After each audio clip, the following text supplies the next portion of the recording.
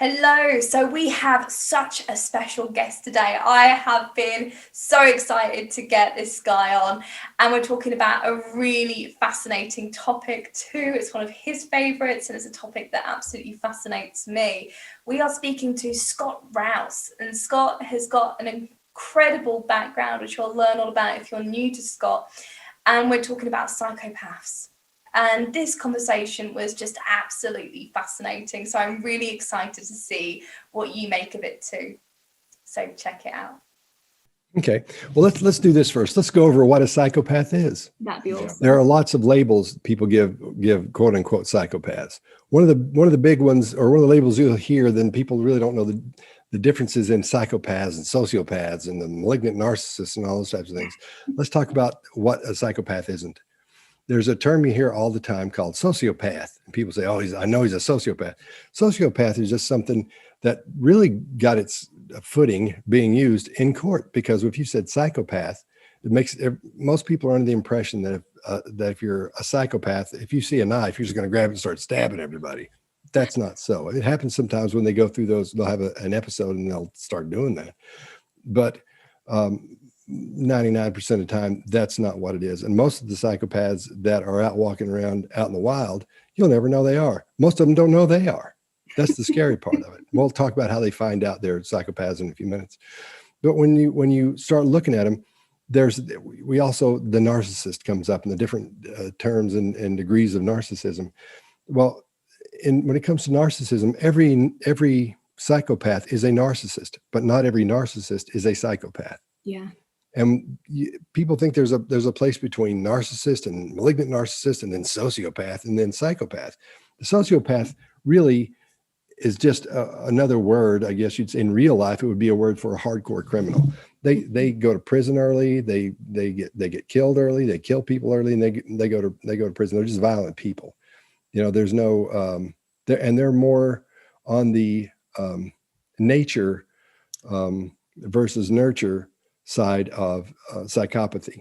If you're going to talk about them as they're more in the nurture instead of nature. Sorry, let me take that back.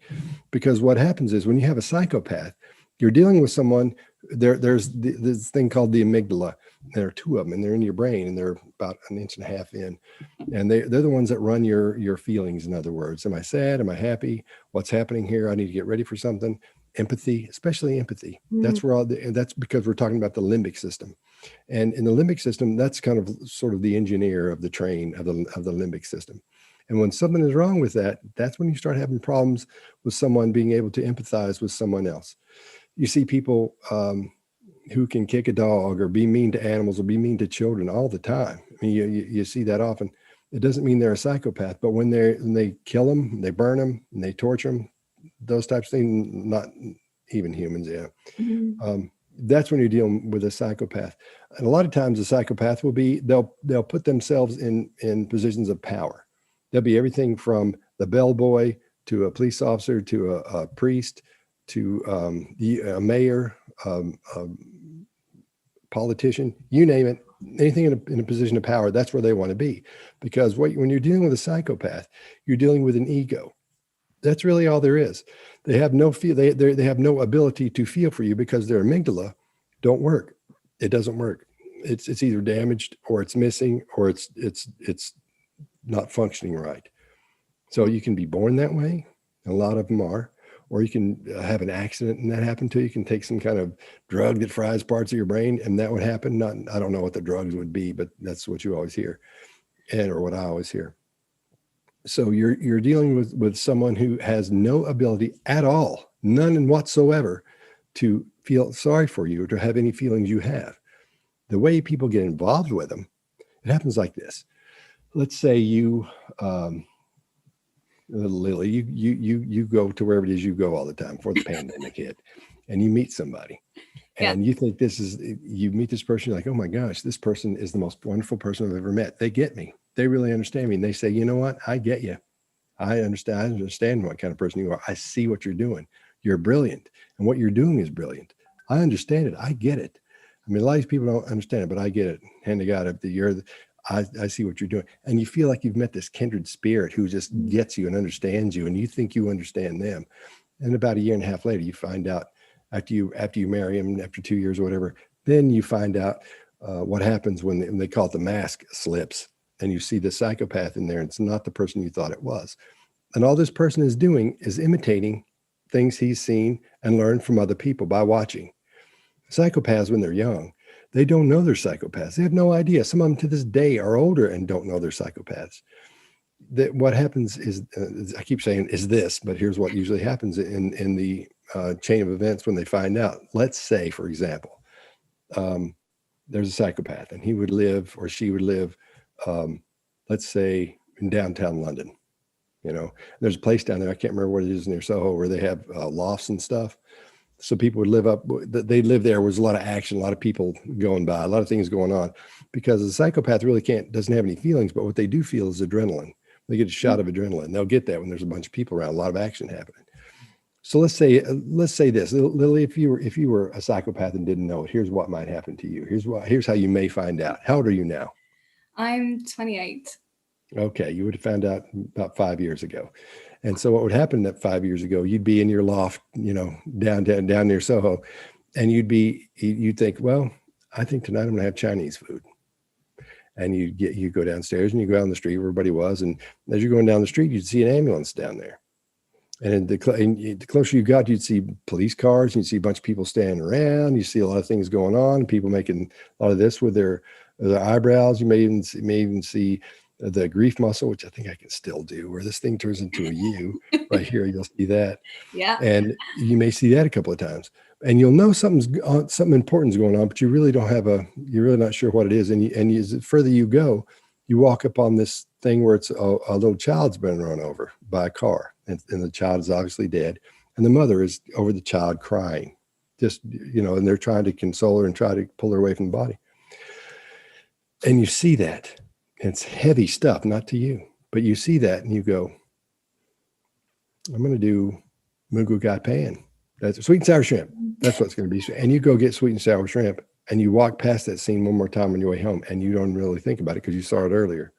About an hour later, when you're up in your loft, you'll be eating, you'll have finished eating, and you'll go in the bathroom, and you'll find yourself making the same expressions, or trying to make the same expressions you saw that woman making about her child, because you don't know what that is. You don't really understand that. You've seen people do that, but you're like, I need to figure that out.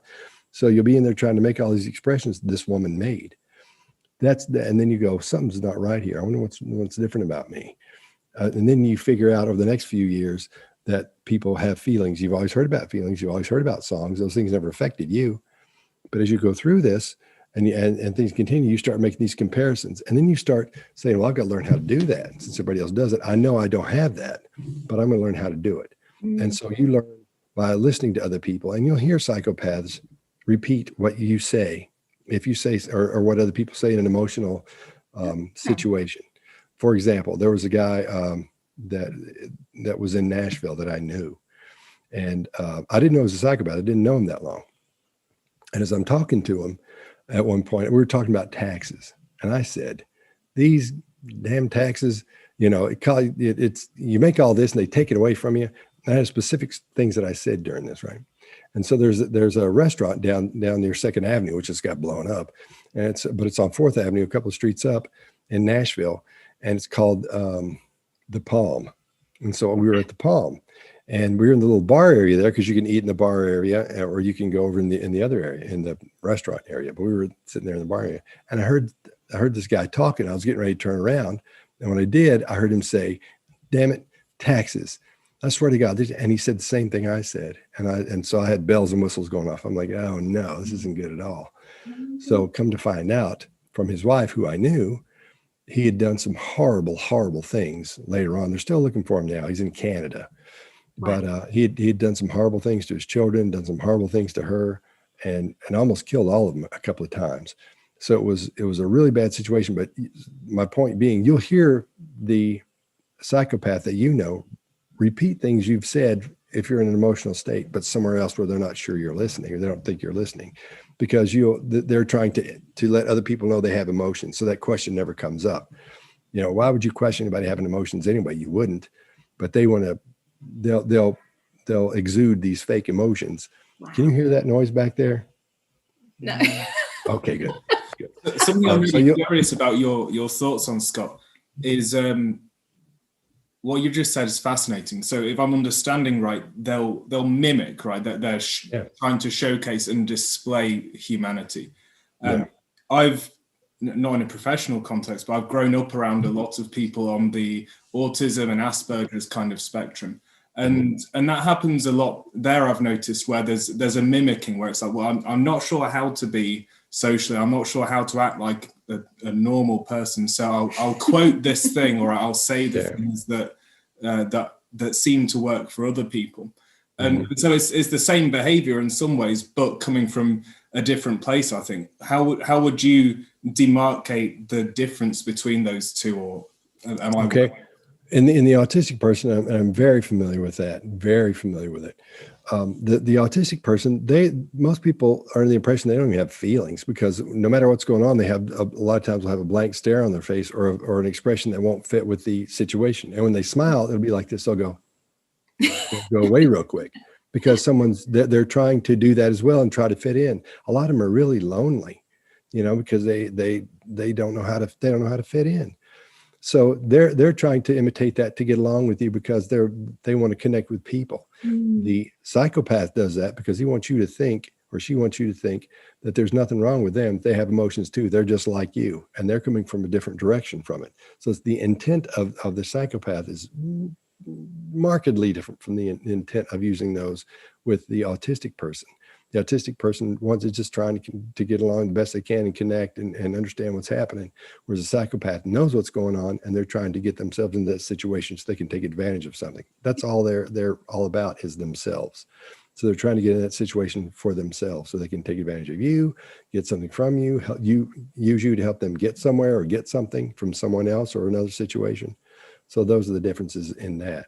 Yes, there's always that, that awareness of social conformity, but then also that need and intent to fit in, to be able to do the manipulative things underneath the radar. Wow. Okay. Even without that lack of empathy, they know that that's important. So they lack empathy, but there sounds like there's social intelligence there. There's intelligence and awareness of how to. Nicely put. Yeah, that's right. Yeah, very, very well put. Because they see what's going on and they're mimicking that. Most people are in the impression they're really smart. That all psychopaths are these brilliant. There's some idiots out there, believe me. A bunch of idiots out there. But there are some really smart ones. So they're usually in. Like they'll be CEOs, they'll be doing those types of things. So they're usually in that position of power. So there are some really smart ones, but not all are really smart. Yeah, it's almost is it very similar to sort of narcissists? So I find with narcissists, like the true narcissists, they almost view people as resources. Is that a similar outlook then as like the psychopaths? Yeah. Like a bug. I mean, a lot of times you see other people as bugs. I mean, the same way you see a bug, you go, get that out of here or kill it or whatever. That's how they see people. They have no empathy toward them at all. Gosh. Okay. And then that's kind of just to do with the underdeveloped part of the empathy in the brain. Yeah. The amygdala that we talked about earlier. Yeah. Is it possible for someone who was maybe born and grew up with a psychopathic parent, or with with that around them, where they maybe have that part of the brain just fine, but they were corrupted by being surrounded by it, and how does that affect someone who would otherwise maybe be normal? Okay, you remember ISIS? Let's talk about them. That's a perfect example. You'll see the members of ISIS will have their children will grow up seeing them beat their mothers up and kill people, stomp little babies to death in the street, have no regard for little animals, will set them on fire, pull their heads off, pull their hands, their arms off, those types of things. And so you see a child who's seeing that, and that child grows up watching all that. Yeah. And as they grow up watching that, those feelings that usually develop in a child for empathy and sympathy for something else or someone else, those don't develop. They don't get a chance, because the only thing they see happen is someone getting beat up or someone getting killed by someone in their family. They think that's the way it's supposed to be. So that would fall under the quote unquote sociopath. When I was talking about earlier, they're just violent, because those feelings, that the equipment they have to develop feelings and sympathy for others is never develops because it always gets squashed down. It's never, usually the mother would go, "Oh, you sweet little thing, don't you be mean to somebody because you don't know what they're feeling. It might hurt his feelings. It might hurt him." For example, my mom growing up, our thing was the rule was if you do anything, you make sure, number one, nobody's feelings get hurt. Number two, nobody gets hurt. And number three, you clean it up. But the first rule was make sure you don't hurt anybody's feelings.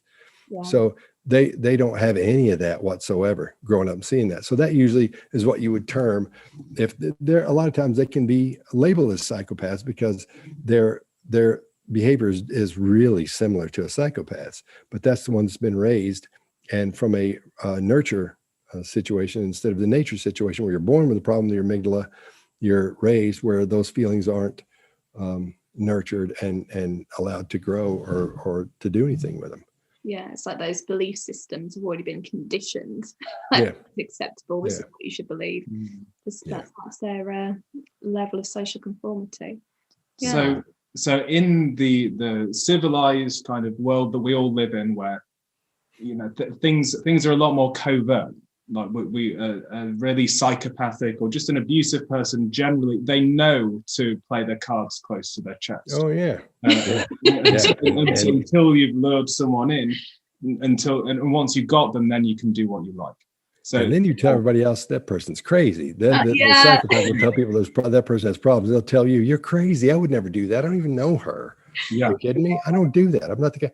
They know all the things to say and all the things to do, but they'll separate you from all your friends and they'll separate you from your family. So you have no one to go, "Am I crazy? Or does this look weird to you? Or is it just me?" You won't be able to do that most of the time. Then by that time, you've already told everybody how wonderful this person is. You said, "Oh gosh, he or she is the greatest person in the whole world. I can't believe how." So you've got that thing against you where you're embarrassed to say, "I was wrong. This person's crazy. Something's not right here." Yeah. And what the narcissist and the psychopath will do is this: you have certain chemicals in your brain. When I'm really nice to somebody, or you're really nice to somebody, or somebody's really nice to you, those things, oxytocin will fire off in your brain, and you'll start bonding with that person. And it's one of those things, and certain endorphins will fire off, and different chemical reactions happen in your brain, to keep it simple. And your body gets addicted to those. Your brain gets addicted to those feelings. So you'll keep going back to that narcissist or that psychopath because they keep giving you those. And then one day they just cut them off. And once they cut you off, you still chase them to try to get that feeling. And every now and then they'll throw a little bit out and have you come over and get some of it. And you'll go back to normal and they'll still keep leading you along. So that's one of the things to watch out as well, where they, in some cases, when you brainwash somebody, it's called love bombing. It's one of the first things you do, like when you get you into a cult. It's the same thing with psychopaths and narcissists. They'll just lavish, all this lavish praise on you and tell you how wonderful you are and tell everybody around you how wonderful you are. And then it's all of a sudden it quits. And then you start fighting for that. Wait, what? I thought whatever. And then they'll give you a little bit and you'll follow them. So that's one thing that happens as well. A lot of times in relationships with one. Yeah. So it's kind of like the love bombing, and then you've got the lack of empathy there. Well, yeah, but I guess it's like, I think what's the best way to see if someone's faking empathy? I think that would be a really good. Well, there are different things you can do. There's a psychopath test by Robert Hare. He's sort of the godfather of psychopathy. He came up with this test, and you ask these questions, and then depending on the score this person gets, you can pretty much say, okay, this person is probably a psychopath. But you can't. The questions that you ask aren't like, for example, you want to find out if they're glib. If they're flippant, but you can't say, "Are you glib? Are you flippant?" You can't ask the questions like that. You have to form the questions that go along your conversation. So you slip them in as you go along. So it takes a while to actually give this test if you're talking to someone, but look it up. There's a book called Without Conscience. It's by Robert Hare. And it'll tell you a whole lot. You'll learn a whole lot from that book. There's another one he did with another guy called Snakes in Suits. And it's the psychopath. Okay, you've got that. I need to read that. Okay. Yeah. Okay, great. Because that's a good one too, because it talks about the psychopath out in the business world, in other words, and when they're CEOs and those types of things, how you get in. So yeah, Robert Hare he's the guy. He's the Elvis and Michael Jackson of psychopathy. So nice. I hope that answers the question.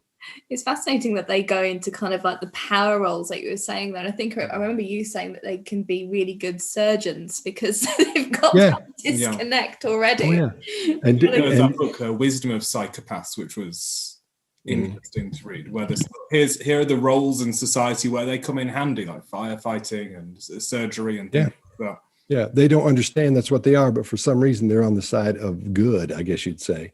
I work a lot with the military, and those earmarks you'll see in there just from conversations. But because some people are violent, are very violent, and they need a place to be violent. And the military is great for it if they're for you, and they can go be violent somewhere else, you know, on the other team. So that's pretty much what you're looking for. And so that's predominant in in some sections of the military, I've found. Kind of like police rather than departments as well. Do I? It's like it's basically using it rather than getting people to mold it. Yeah, you know? yeah. Because they're, for some reason, and you know, they're on the side of good. You know, they may not have feelings, they might not be able to empathize, but they know they want their team to be that team, or their team is their country or whatever it is. They want to win. And they want their team to win, and they want to go be violent over there. They don't want to be violent over here. They'll be violent to protect these people. Yeah. So there's this odd setup where you'll protect all your stuff and your people, but you'll go be violent on those people. Yeah. But you'll have the same traits as a psychopath. And thank God we have those people, because it gets ugly out there sometimes, I'm sure, as you're aware. When the violence of war, I've never been to war, I've never been in the military, but it gets pretty nasty out there. Yeah, you need people to be able to deal with that. I'd be I'm emotional as it is. Like, I'll cry at adverts, let alone anything else. So something I'm curious about, Scott, is so in civilian context, say, you know, dating, relationships, just trying to build up a life when we can socialize again. How can people, like, we don't want people to feel like they have to become skeptical or mistrusting of everyone. And so how can you remain safe? How can you identify predatory type characters while also not just building up a wall and cutting yourself off from? Okay. Well, okay. Let me give you a little warning about learning about psychopaths. When I was 19, I guess, is when I really started getting into psychopathy. And once you do that, until I was about 23, I thought everybody was a psychopath. Like, that kid behind me in the 8th grade is a psychopath. I remember what things he said and the way he acted. So you really got to be careful about that. Just because you learn about this doesn't mean everybody is one, but you've got to be careful. One of the main things to look out for, and people see this they'll take this for a sign of attraction when they'll see someone, let's say if you're in a bar, if that ever happens again, and you're in a bar and you look over and you see somebody looking at you, and you look away and you look back and they're still looking at you. And the person could probably be really good looking. And you're like, wow, that's great. That person, and they keep looking, they keep staring at you. That's called the psychopathic gaze. And what happens in that situation is they've locked onto you as a predator, and they keep looking at you, but they don't know that they're supposed to look away. They don't feel, you know, if I'm not there with you guys, but even looking at your pictures, I have to look away from it because it's weird. It feels weird. I can't just sit there and look you in the eye like that the whole time, because it becomes uncomfortable. It's be weird if I kept doing that. And they don't have that feeling. They don't get that feeling of, I need to look away. That way they'll stare you right in the eye. And that's why they can talk to you. And if you feel like you're the only person in the room once they start that stuff, because they don't look away, they're focused on you, and they're going to tell you whatever you know, what do they think you want to hear to get there to keep your attention as you're talking to them. And those are just some things you'll see right there that I'm doing when they try to, you know, you'll see they'll do things around their face that'll bring you in and those types of things. But almost like they won't hypnotize you, but these things that your brain will get used to seeing as you're talking to this person, they'll keep doing those. And these odd movements you'll see. Sometimes you'll see this, sometimes you won't. You'll just see these odd movements they'll make. And it's almost like the snake charmer thing where you're like, but those are rare and far between. But when you run into one, man, I've run into a couple of those, and it's fascinating when you get to talk to one of those, because they try to work it on you and you can see it coming. So you're just sitting there watching them. But anyway, so that's the first thing to look out for is that psychopathic stare, because you'll see that. And you'll think, I need to talk to that person, because you'll look away and then you'll look back and they'll still be looking at you, and they won't look away. you it's know, that unwritten rule, isn't it? It's like you can't really tell people about, blink, things like blink rates or staring at people. It's that, you can't really teach that level of social conformity. It's like really going into the detail of it. Oh, that's really, really interesting. I hope that answered. Did I answer enough?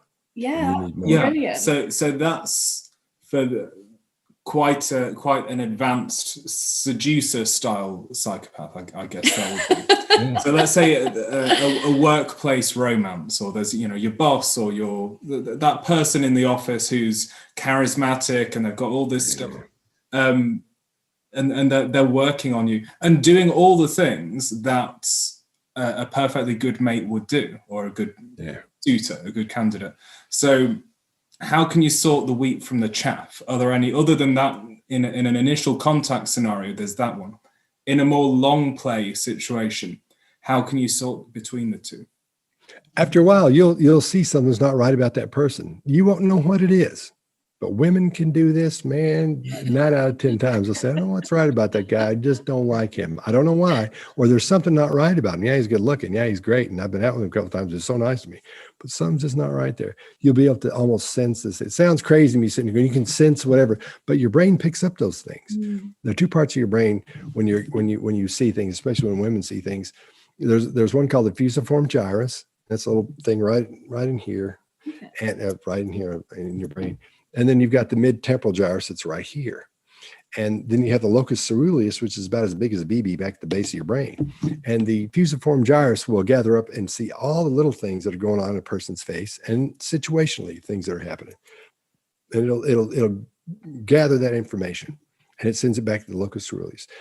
That's for the little stuff. For the bigger stuff, the mid-temporal gyrus grabs all that stuff, all the big movements. So somebody's moving around, talking, a tree falling, or a car driving by, or a bird flying by. And it gathers up all that information and sends it back to the locus ceruleus as well. Once it gets in there, your locus ceruleus starts comparing everything you've ever seen to everything you're seeing now, or you just saw in that situation. It's going, and if something's not right there, it goes, I don't know, I don't know what it is yet. I just don't know what's right. And that's, for guys, it's called your gut feeling. And we think we know everything because of our gut. Then you have probably the most powerful force in the world, which is woman's intuition, because that trumps the man's gut feeling every time. They can spot things and feel things. And that's why, because their brain is much more powerful at gathering that information much more quickly and throwing it back there and going through it than we are. And that's than men are. So they have an advantage to that, a real advantage in that. So women will get that gut feeling a lot of the time, not every time, but a lot of the time they'll get that if they'll pay attention to what's going on. So that's really helpful. And you may not know what bothers you until the next day. You might be in the shower and you're washing your hair and standing there because your brain you've done this a million times.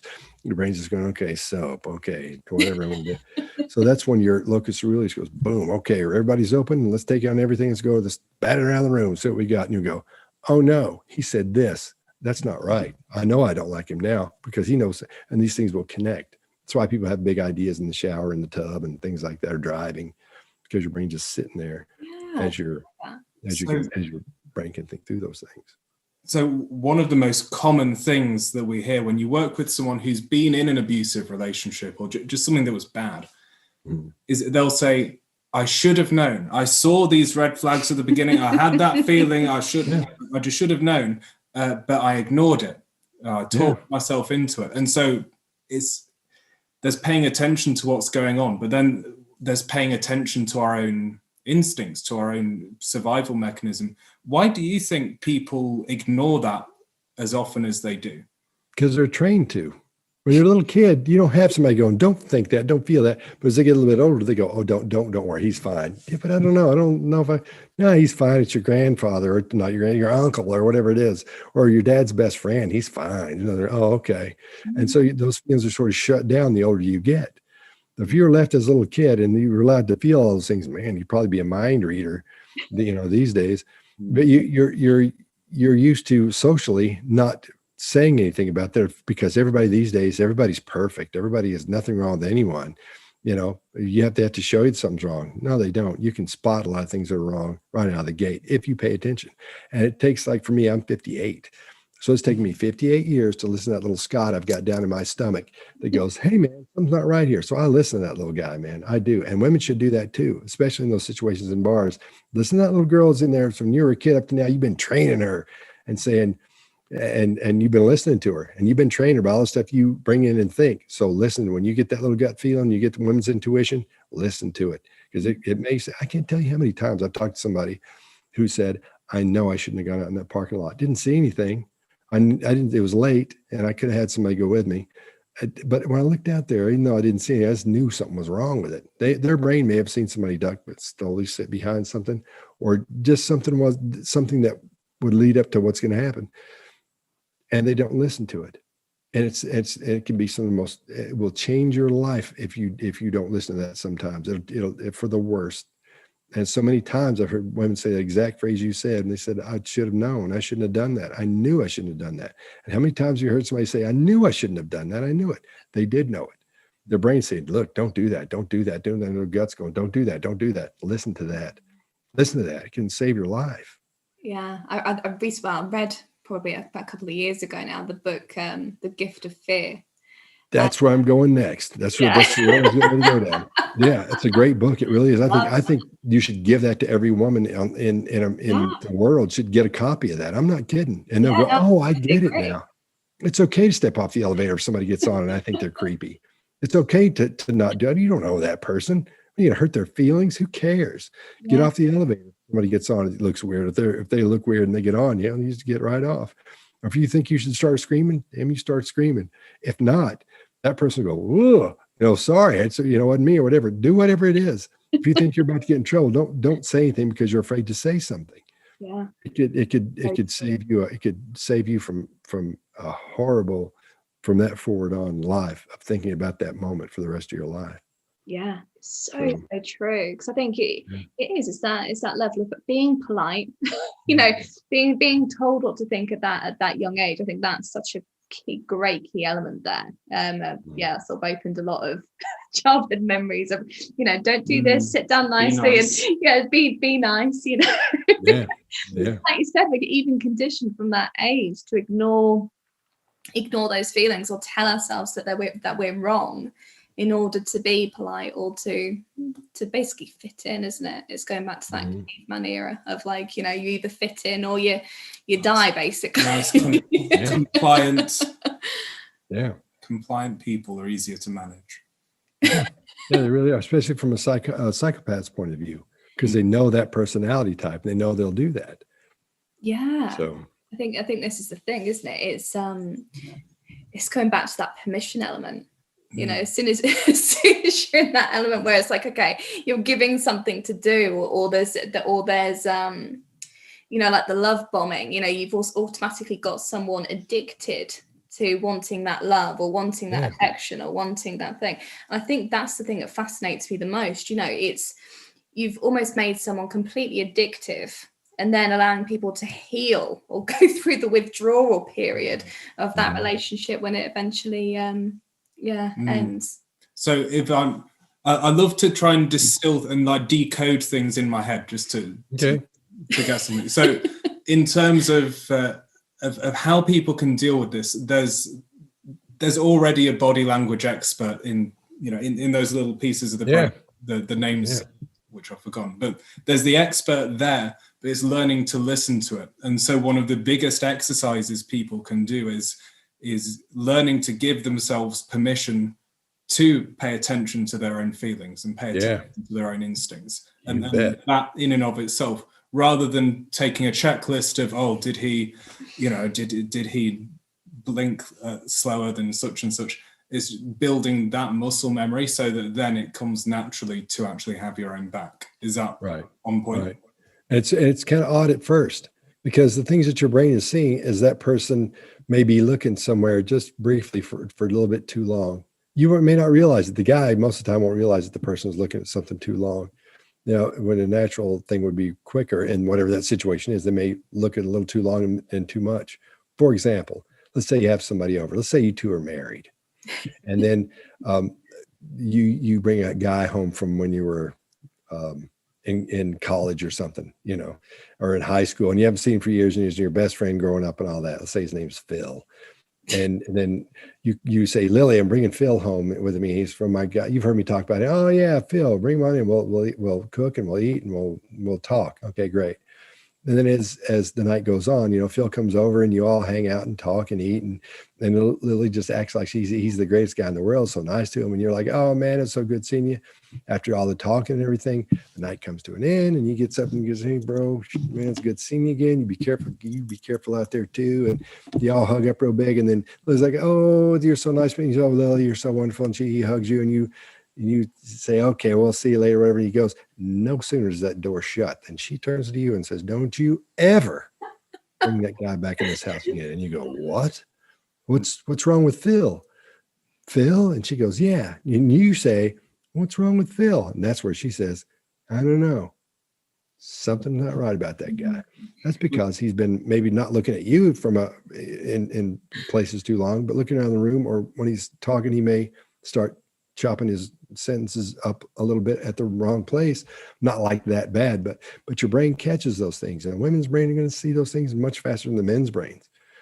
So, especially when it comes to predatory behavior, you know, predator behaviors, they're really good at that. So that's just an example, not just looking somewhere else, but they may have brought up odd subjects, or he may have, when you got up to go get something in the kitchen, and he may be sitting there with Lily, and he may lock into her just a little bit too tight as he's talking to her, and she'll get that too, you know. And when you're gone, he may start looking around a little bit, even though she's talking to him. Things like that. You know, he may not. The guy may be the greatest guy in the world. Yeah. But if he's not the greatest guy in the world, and those things start happening, that's what's letting her know something's up. So you can't be afraid to embrace that and go, I don't know, because people will take that as part of your personality. After a while, I go, well, she'll know, or he'll know. She didn't believe, you know. He's good at that, because you'll say, I don't know, I don't like that guy. Or you may not say that to him, but when you get in close quarters, you may go, I don't know, I just never liked him. And so they may be able to take you in conference. What do you think about so-and-so? You know, I've been going out with him, or going out with her. And you go, she seems okay, let's talk to her. And after a few minutes, you'll get you'll be so in tune in that, you'll be able to help with that, maybe. Yeah, you know, Lily's instinct is incredible. I remember. I'm sure it is. I felt so foul of it. I won't go into the whole situation, but basically there was a situation where she did exactly that. She's like, there's something wrong here for da. And I was like, no, there's not. And I defended it. I was like, look, here are all the rational reasons why you're wrong and why everything's fine. Yeah. Like an idiot. And do you know the sickening thing is, like, I won the debate. Like at the end of that, she's like, well, yeah, all of those points make sense. And then that situation turned into an absolute dumpster fire. And I was, at the end of it, I was like, no, you know, you're right. You're 100% right. And I logicked my way into making you wrong, but you were right. I recorded it as well. It's brilliant. It's my ringtone. Wow. That's great. But see, girls pick up on that much quicker than guys do. Much quicker than guys do. I think this is the thing, you know, this is one thing that I really, really loved around, like, learning around body language and profiling, because we get taught to, you know, question ourselves so much. It's like, oh, am I being mean? Or maybe they're just having a bad day, or, you know, look for the best in people. Yeah, I think people are so prepared to do that. But then suddenly when you go, oh, do you know what? No, I don't like the way they said that. Or did you see their body language? Or did you see that facial expression then? You know, when you actually are able to put the logic to it, it's like, it's like all of a sudden, yes, you can use your intuition, but guess what? You've got the logical side to back it up as well. So at least then. I'm with you. With all seriousness. Yeah, I'm totally with you. Yeah. I think that was the game changer for me when it came to even, just having, like, you know, connecting with people, having conversations. I think, you know, growing up, I kind of had a little bit of social anxiety. And it was mainly because it's like, I can't, you know, I can feel these things. I've got this intuition going on. I've got this inner conflict of, like, okay, how do I act in this situation when my body's going, oh, this is completely wrong. But you've got to act in a certain way. But being able to actually connect with people and see, okay, this is a right person to connect with. And this is not a right person to connect with. Yeah. Your gut will tell you. It may take a couple of dates. It may take hanging out with them some, but you'll figure it out. Yeah, exactly. Finally. Exactly. And then you've also got your new book as well that's come out. I've seen so many people yeah. with their pictures and everything, and it looks amazing because you've actually got diagrams in there as well, haven't you? Yes, I do. There you go.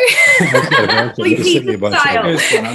So it's understanding body language. Yeah, this is my first book. Everybody on the behavior panel has like these books that are, the number of them. Jason's always one of his number one books. Greg's written like 11 books. No kidding. He's got like, and all Mark's books are like, are huge too. And Chase's are huge. I don't know. That's my first one. So I've been really lucky with it. It's like number 2 right now on Amazon. That is amazing. Get to number 1 now. I'm trying. I wanted to. I can go, you guys aren't anything. Well, we've got space on our bookshelf, so we'll get a couple. Okay. Yeah, because all these guys like have 2 or 3 or 4 of those. It's like, yeah, man. And these people, Rock Ridge Press. I get this deal with Rock Ridge Press. They've been so good to me. Really? I've never been familiar with publishing companies. I didn't know. Like a lot of people do publish their own books. I thought, well, that's what I'll do. But no, they've been really, really cool, really good. Oh, that's amazing. Yeah, I got really lucky with that. Yeah, what was the name? I'm actually publishing Rockridge. Oh, Rock Ridge Press. Yeah, I'll check them out. What kind of book is it? Yeah, it's basically relationships and dating. So going through, if you're going to actually meet someone, it's kind of like the blueprint of how to meet the right person. I mean, Jonam's just like a case study at the moment. So we're working it. There you go. There's a book that Greg Hartley did about dating too. See if you can find that one. And when it comes to narcissism, check out Joe Navarro. This guy, he wrote the book on the dangerous personality. He's got a book called Dangerous Personalities. Get that book.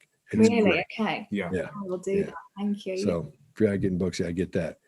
It's he's got some really good stuff when it comes to narcissism and the dangerous personalities.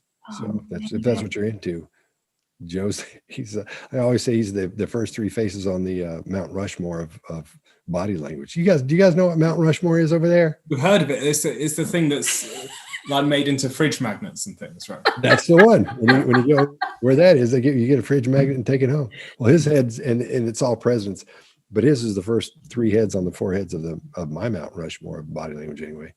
So who's the 4th? Do what? Who's the 4th head? Probably Greg Hartley. Yeah. Yeah, he's hardcore, man. It's pretty hard. He's you got to get him on here. I'll talk to him because I talk to him a couple times a day. So I'll talk to him today, and you got to get him on here. He's great, man. He really that'd be amazing. Yeah, I know. I really like him. Yeah, he's absolutely brilliant. Like I said, his interview on Dr. Phil, the interrogation starts. Yeah, I know. I felt like confessing, and I've never. He can. He comes on like I think he comes on like a nice guy, but man, he can get up your hand in if you don't watch it. Yeah, he can. Yeah, Dr. Phil loved that guy. Yeah, I love him. Absolutely amazing. Yeah. Did you want to ask your special question? What's my special question? Shall I ask it? Go on, you can ask my special question. We're curious. Now the pressure's on me to remember it, right? Oh. So that special question. No, I don't. We're recording. I'm joking. I'm not going to say so many. So I could just lob right in there. I'm not going to. It's the thing I'm trying to find. No. You're turning red. Yeah, we can edit that. You really need to make up on the go. Isn't that called the Psychopath thing? No. And it pops up there. So. It's not. Yeah. There you go. Okay. Brandon can edit that out, maybe. That's it. Just a nice deep breath. So with obviously living and breathing this stuff, human body language reading, how's that played into your life in terms of the like relationships and the biggest insights that's given you in just having a healthy relationship and being able to connect with someone in that way? Well, let's talk about that. See, I got divorced in my first marriage because my wife was having an affair and I didn't know. Oh. And she thought I knew because of my skill set. And her hair, and she was acting weird, and her hair was falling out. And I was like, well, I thought something was wrong. I thought she was sick or something until she told me. And so I totally missed it. Just went right by me. So when you get somebody really close to you, you don't see it, you sometimes, or most of the time, you won't see it because you know that person, you trust them, you love them. Same thing when you're talking about, it's easy to spot a psychopath. I wonder how this happened to you. Whatever. Well, that's how it happened. Mine wasn't a psychopath, don't get me wrong. But I mean, that's what happens to them. All of a sudden, you're like, oh my gosh, you're just in a situation you don't realize what's going on because you really haven't been paying attention. So even though that's what I do for a living, and I've been doing this for a long time, I missed everything. I missed it all because I wasn't looking for that. I wasn't like looking at her trying to study and seeing what, and no bells and whistles went off that I was aware of, but I was seeing them everywhere. The way she was acting, her hair falling out, it was odd, but I thought maybe something was, she was sick or something, getting sick. Yeah. And so as it progressed from there, that's what I found out. So I thank God, because then I got remarried, and it's one of it's one of those things where you go, this is the most horrible thing ever. Then you get remarried, you go, geez, this is the best thing that's ever happened. I'm so glad that happened. So it's the best thing that ever happened to me was being able to miss all that stuff, I guess. Yeah. It looks that way so far. Yeah. But yeah, it helps because you can tell when everybody comes home every now and then and has a bad day. But then when something starts bothering them, as you're talking about something, you'll see little things that tell you it's something specific. You try to turn that off at home. My wife's a private investigator. She's a PI. So she's well-versed in that's one of the reasons we get along so well. She's well-versed in human behavior. Mm. And you can really, sometimes when people get upset, they go, but sometimes those big deep breaths are a lot smaller, and she'll say to me, so what's bugging you? What's going on? And then, or I'll see something in her and I go, oh, so you're mad at so-and-so. And she won't go, how did you know? She'll go, yeah, I am. Here's what's going on. So I think it helps because if you're with that person, they understand what you are good at. If you do that very well, then they understand you see those things, and they don't have to question, how do you know that? Or what do you know? That doesn't come up. They just accept it and go on with it, So I think that helps a lot. Mm. Yeah, and other people's relationships, you can spot things whether you want to say things or not, depending on which one of them is your friend, that you're friends with. You could point out those types of things. But in personal relationships, it helps because you can see when something's wrong with them, you'll know how to start reacting to that person and talking to them to get them to tell you what's happening, or to get them to relax and to feel better about things as you go along. Whether they want to tell you about what it is or not, you can tell they don't want to, so you don't go down that road, but you'll know something's bugging them or something specific is bothering them. The worst thing about being able to do this in your family and close friends is when they try to have a surprise party for you. That's the worst. Never had one. I've had them, but never been surprised. Here, yeah. But I've gone, I'm surprised. Is it a surprise? I'm surprised. That's the horrible part about it. You never get a surprise party. You get them, but you don't get surprised. I love that. Yeah, true. But I think it's that important element of being able to understand each other. It's like all of a sudden, and you can understand people through behavior. It's like, they've had a bad day. You kind of know not to go in there and I don't know, be overt, or you can kind of communicate with people on their level, which is so key. But I love the fact that your wife's a private investigator as well. So it's like having that common interest in play, and that foundation of that common understanding. Yeah. She's awesome. Guns don't bother her, nothing bother those types of things. She's so I lucked out as far as that goes. So it's hard to find somebody that's into shooting as much as you are, if that's your hobby, and then and the other things as well, and understands when you say, when the news comes on or when the story comes on, somebody's missing on the news, and you look at them and they go, well, you go, oh man, this isn't good. I think that guy did whatever it was, and then 3 months later, 6 months later, you find out you're right. We based the whole course on that, from those conversations. On our, we have body language tactics. We have this thing called the True Crime Workshop. Greg and I put together specifically because our wives love those true crime shows, and from sitting there having to watch them with them, we know the path, the structure of those, of what those true crime shows are. So we just set up some things to let you see, to look at the way we look at it. from the 911 call to, first interaction when the cops first show up, and then when the detectives show up, or they first deal with the detectives, all the way to every step of it, all the way to the interrogation and the confession.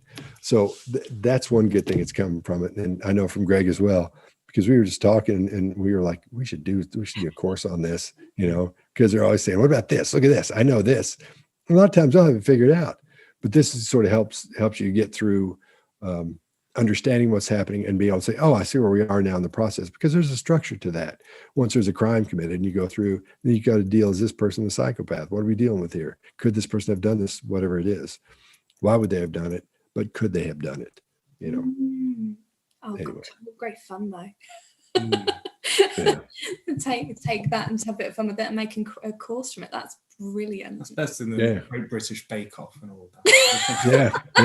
Well, that's the thing. I can't do that. we thought it would be okay, and just like some women who were really into true crime get, but it's been mobbed. I mean, it's doing really well. I mean, this thing does really well, but this thing just blew up on us. We weren't ready for that. We figured, let's have something there. So if you want to do something else after you finish this one, so it's that relatability, isn't it? Being able and I was surprised. I was shocked at how many people would take this course, the body language tactics. Not that they would, but the people that did, we have all kinds of, there's musicians in there and actors and actresses.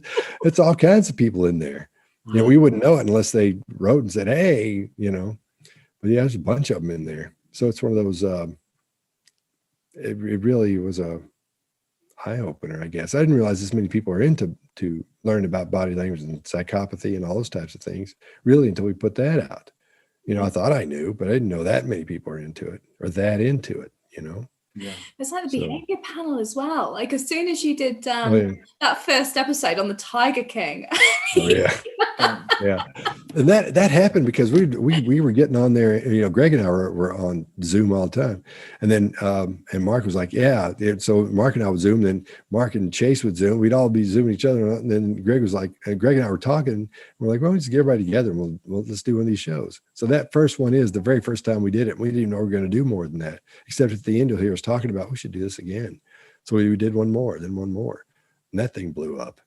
So it's incredible. I mean, we've watched a few, haven't we? Like the Madeleine McCann, the one where that person got abducted by aliens.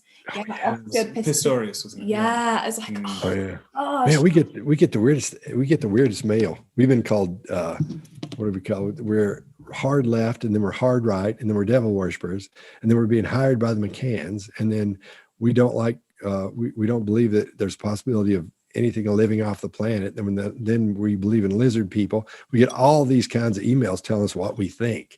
It's like, I don't think that. Politically, I don't care. I'm right down the middle. I couldn't tell you what's going on now. I know he said some problems with Washington or somebody broke in over there. That's how into it I'm not.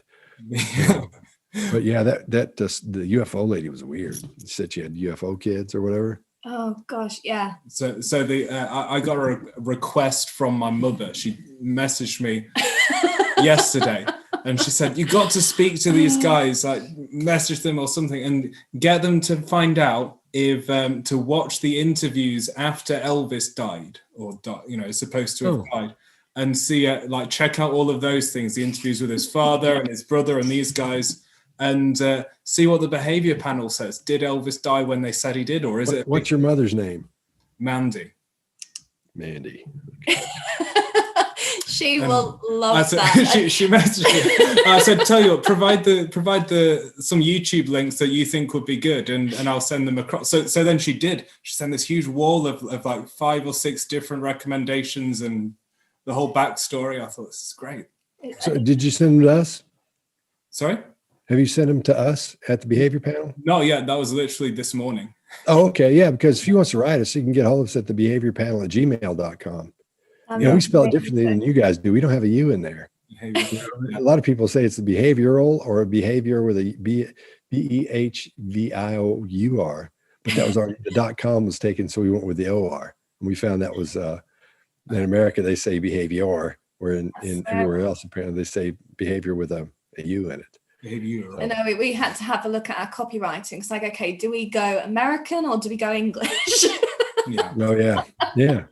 So it's but somebody else had the behavior panel with a behavior with a U. So we some British person probably getting probably. Yeah. It's probably like 4 guys that are talking like you guys talk, like Mark talks. Probably 4 women that talk like Mark. Well, listen, thanks so much. If you need anything else, let me know. Awesome. Great. Cool. Thank you so much. And Thank see you. you soon. All right, see you guys in a bit. Cheers.